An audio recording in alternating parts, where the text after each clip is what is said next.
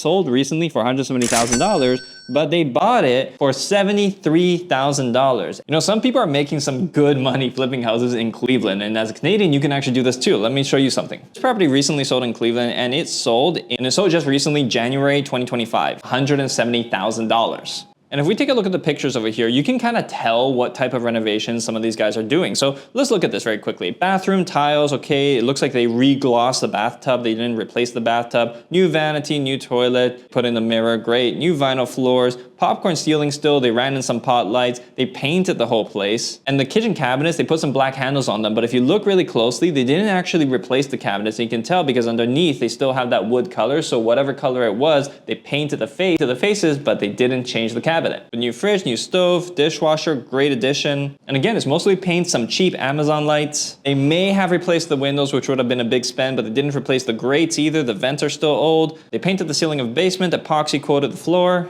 maybe installed another toilet in the basement. But if you want to know how much these guys bought this property for, the way you do it is you go to the county record. And if you look up the property address, you can pull up this information right here where you can see that, okay, it sold recently for $170,000, but they bought it for $73,000. And the great thing about this is that you can also find out who bought it, who sold it, and while you don't know exactly how much they spent on renovations, just by looking at the quality of these renovations, you can make a pretty darn good guess. This renovation here definitely didn't cost $100,000. I'm looking at this not knowing exactly what the property looked like. I bet this guy's making about $30,000 in margins in just a few months. And that is why we're investing in the US market.